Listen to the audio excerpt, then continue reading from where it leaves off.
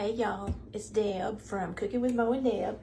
I'm making something today that I wanted to make this pie that I love, but I don't have one ingredient, and it is the caramel sauce that goes on top of my pie. So I'm going to try making my own. And so it only has 3 ingredients: sugar, butter, and heavy whipping cream. I have all 3 of those, so I'm going to get started and I'll show you how to do it. So the first thing is, into your pan on your stove top, you need the eye heating to about medium. And I'm going to add my sugar. And we're going to just let this sugar cook like this by itself. I'm going to stir it quite often because I don't want it to stick or burn, but I want it to get kind of an amber color. It's gonna change a little bit of color, so I'll have some really pretty caramel sauce. And this is going to take about 10 to 15 minutes. So I'm going to let this cook, gather up the other ingredients, and then I'll be back to finish it up.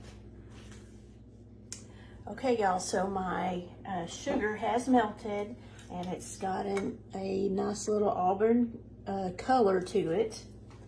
This is for my caramel that I'm making, homemade caramel sauce. So the next step is to add 6 tablespoons of butter and let this melt. It took about 9 minutes for that sugar to melt. Turn the eye down a little bit. So now I've added my sugar, and I've been stirring the whole time. I added my butter. And you've got to stir your sugar the whole time it's cooking, and continue stirring that butter until it kind of all mixes together nicely. And your heavy whipping cream needs to be sitting out. It needs to be at room temperature. Turn the eye off. So it needs to be warming up just a little bit before you add it, because this is a hot mixture here. I found that my sauce whisk does really good mixing this together and stirring my sugar too. It's a great little handy whisk. I'm going to continue stirring until the sugar and the butter get mixed in really good. See how it's coming together? My butter's not all incorporated yet. I'm going to keep on stirring here until I get it mixed up good.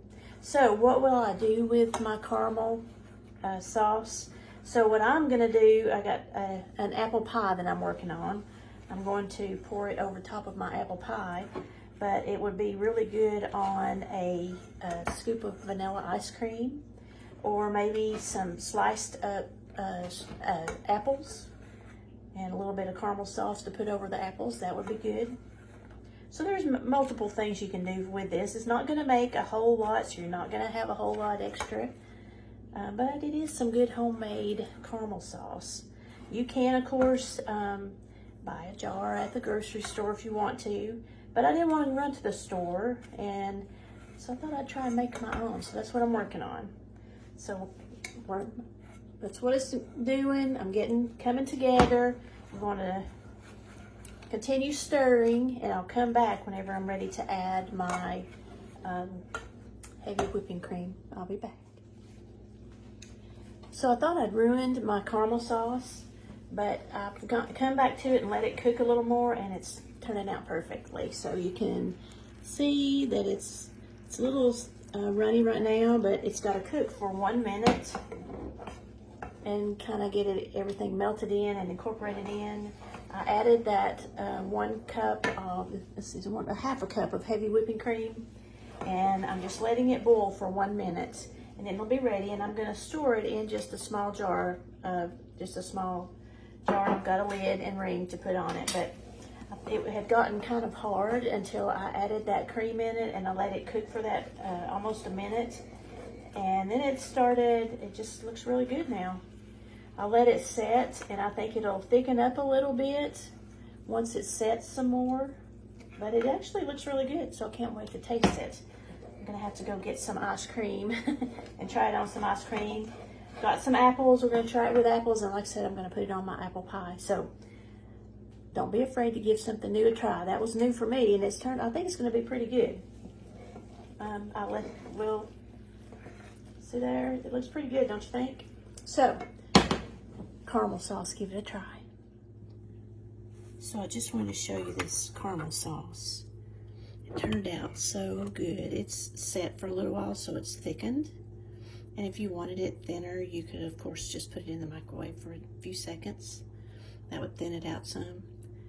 And it tastes really good, too. So it's perfect for adding on top of some apples, or I'm going to put it on an apple pie.